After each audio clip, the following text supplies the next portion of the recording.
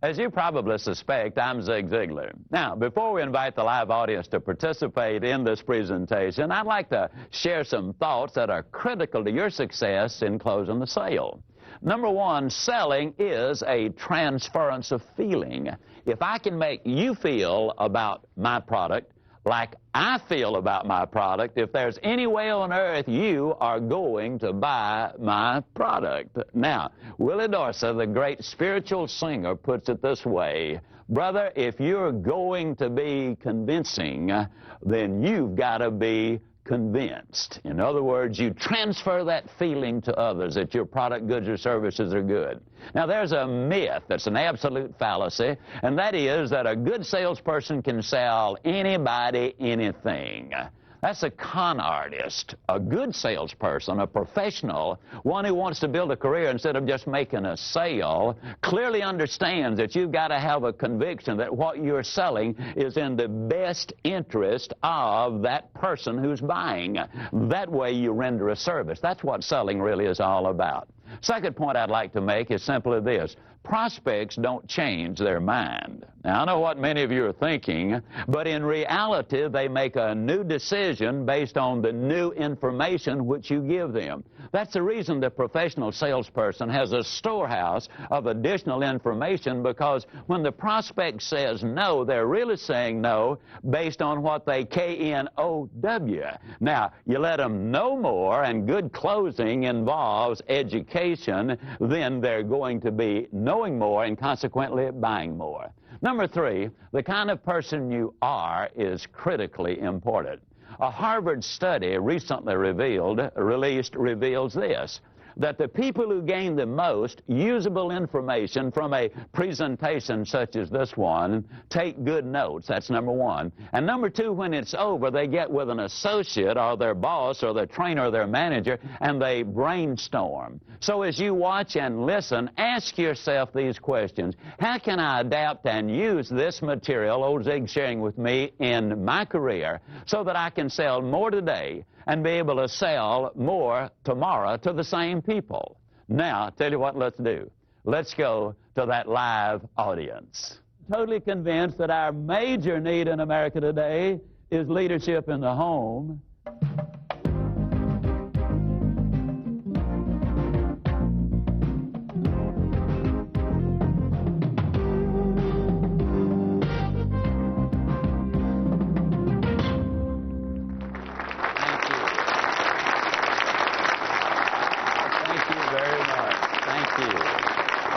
Goodness alive. All right.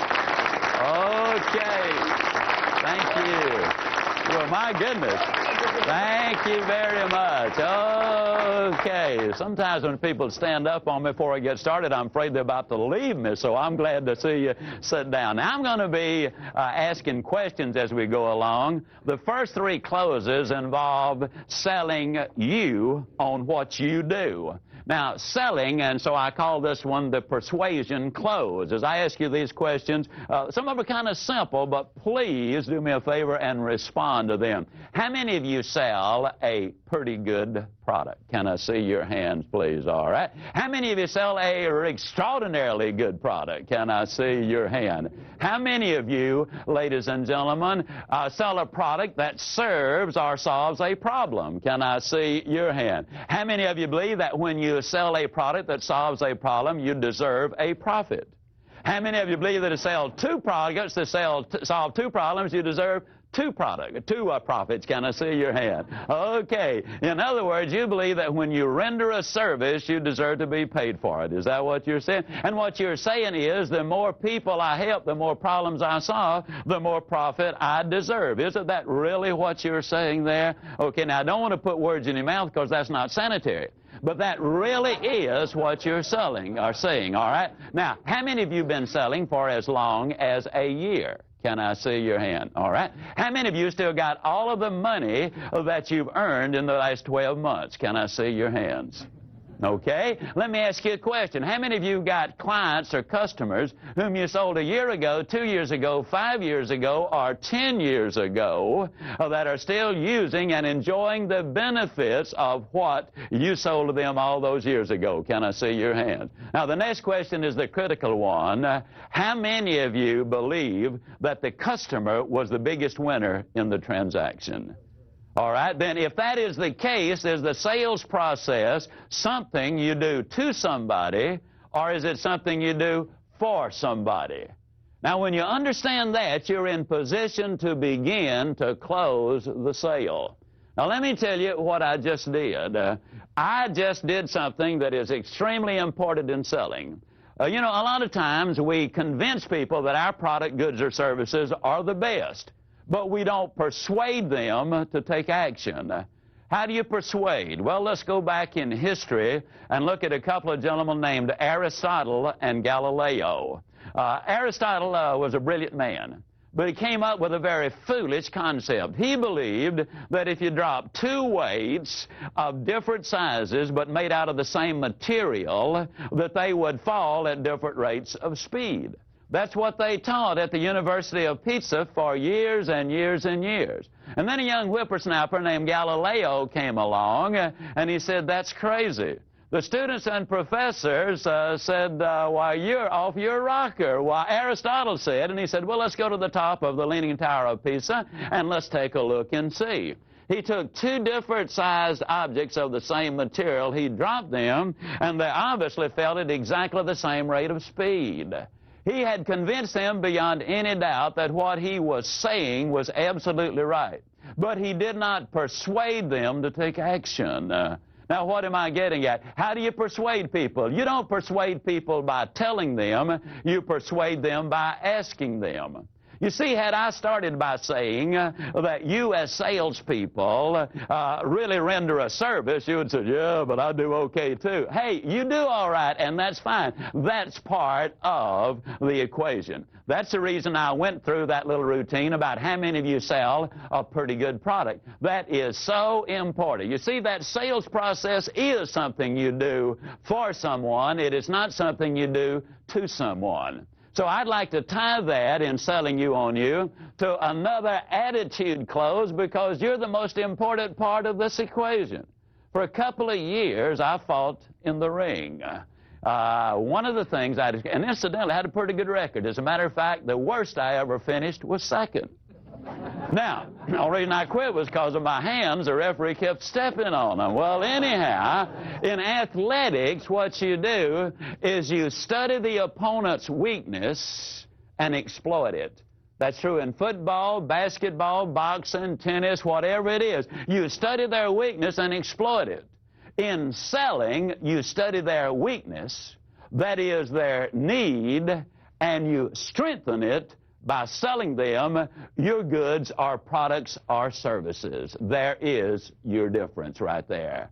Now, what kind of person sells the most? What is involved philosophically in this?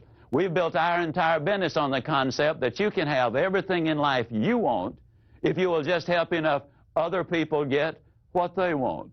You solve their problems, my friends, you're going to do all right. Now, please understand that's a philosophy and not a tactic. Where does character and integrity enter the picture?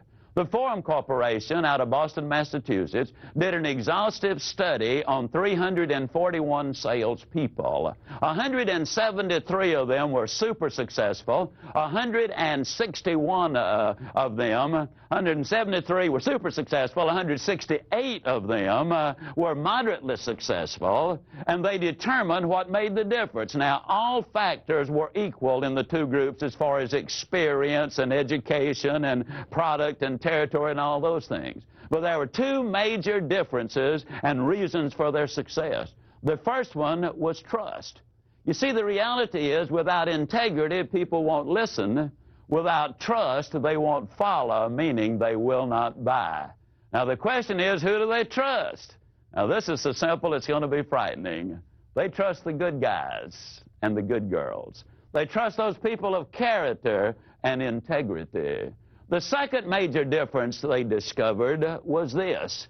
the super successful salespeople, the career salespeople, clearly understand that the sale is not complete until the order is signed, the merchandise is delivered and paid for, and the customer is happy with it.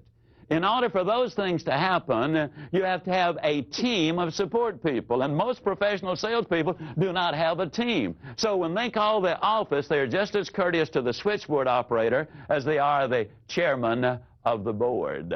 They're just as nice to the file clerk and shipping clerk and collection lady or person as they are to any of the executives in the company. And they become a team, and everybody understands then that they're involved in the sales process. Now let's look at what I call the three-question close to kind of begin to tie some of these together. Let's assume in this close that you've demonstrated your product. And let's assume that you have demonstrated that it will save money. And so the three questions simply, can you see where using this product or service would save you money? Question number two, are you interested in saving money? And question number three, when do you think you ought to start saving the money? Now, exactly the same question will go with time and work and health. Can you see where this would be good for your health? Are you interested in taking care of your health? If you were ever going to start taking care of your health, when do you think would be the best time to start? That's the immediacy, having them into action right now. Let me give you a specific example of how that works. Don Gerald from Garden Grove, California, represents a very fine, accredited vocational college. A man and his three daughters came in to consider enrolling in the college. The enrollment fee was roughly $16,000. Now, that's a pretty nice little piece of change. But Don had already determined that the man could well afford it, so he knew that price was not the problem. But he knew in order to persuade him to take action, he had to ask him questions that would lead him to the decision table, not run him or force him at the decision table. So we asked him very simply, do you invest in the stock market? The man said, well, as a matter of fact, I do. Then he said, do you consider the funds needed to put your daughters through school an investment or an expenditure? Now, I want you to notice he's tying the head and the heart together. Now, let me emphasize a point. People do make emotional decisions, but if you got some logic behind it, your chances of getting the sale are dramatically higher. Well, the man obviously said, well, I consider it an investment. Then very quietly, Don Gerald said, and how much are your daughters worth as an investment? Now, what I'm encouraging you to do is to think in terms of adapting these and other questions to fit your product, goods, or services. Now, we look at the alternative choice close here, and you will see that one will come up a number of times under several different circumstances. But let me encourage you, always think in terms, as I make a presentation or give you a close, think in terms of how can I use this, adapt it, adjust it to fit my particular goods, products, or services? How can I use this to fit my situation? That's the reason that brainstorming and thinking it through is going to be so enormously important. First time I heard of alternative choice was old Elmer Wheeler many, many years ago. You know, he was the man who said, sell the sizzle and not the steak. Well, the Walgreens Drug Company, back during the Depression, hired him to help boost their sales. Now, in those days, the drugstore part of it, the soda fountain, was an enormously effective tool for bringing people in, and it was a great profit center. Well, in those days, before we had cholesterol, isn't it astonishing in our country today, the land of milk and honey, all we talk about is calories and cholesterol. But anyhow, Wheeler, they used to sell eggs and put them in the milkshakes, you know, in the malted milks and all. Well, in those days, you could buy a dozen eggs for 15 cents. When they put an egg in the shake, they charged them a nickel for it. So instead of asking them if they wanted an egg in it, Wheeler taught them to pick up 2 eggs and simply when they ordered a milkshake or malted milk, say, did you want 1 egg or 2? There was a dramatic increase, an explosion of business as a direct result of it. Alternative choice can be used in many ways. Did you want to handle this by check, or do you prefer to pay cash? Do you want to use a credit card, or do you want to put it on our budget system? Now, as you look at these, I'm going to go through a series of questions. Some are alternative choice closes. Some of them are just question closes, and some are the assumptive close. But notice some of these. If this were the only feature this machine had, it would be well worth owning, wouldn't it? Closing. When we install this equipment, would you like for me to demonstrate the major features again? Assuming. Would you like for me to mark this one sold while we check on the most agreeable terms to finance it for you?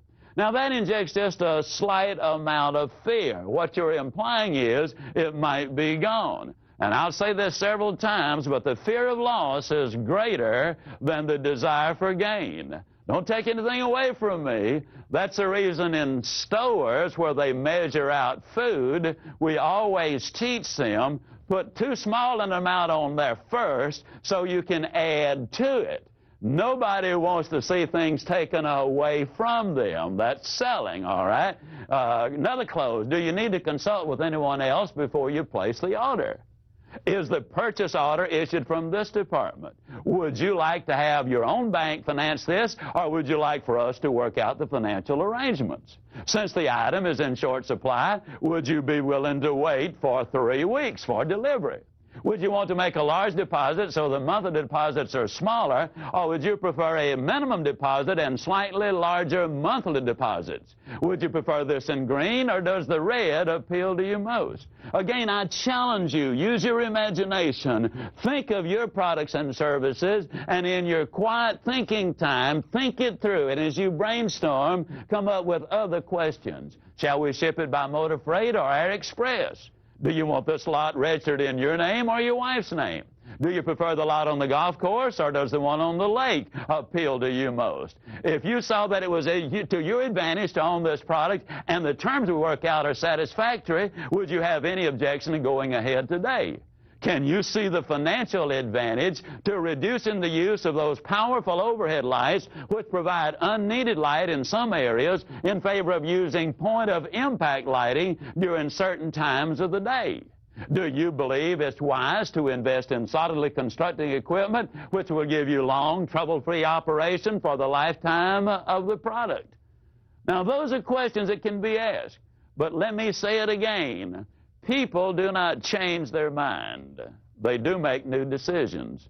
I asked that redhead of mine. Now, my wife is a decided redhead, meaning one day she just decided that she is going to be a redhead. By her preference, when I talk about her, I always call her the redhead. When I talk to her, it's Sugar Baby, and her name is Jean. I asked her to marry me, and she said no. I asked her the second time, no. Third time, no. Fourth time, no. Fifth time, no. Sixth time, she said yes. But she never changed her mind. What she did was make a new decision. Now, psychologically, you as salespeople need to understand that. When a person says no, and you just sit on them and say, oh, you know you like it, go ahead, you're just irritating them because they've already decided no, and they're not going to change their mind. Now, if you give them new information, which enables them to make a new decision, you see, a wise person changes his mind, and I think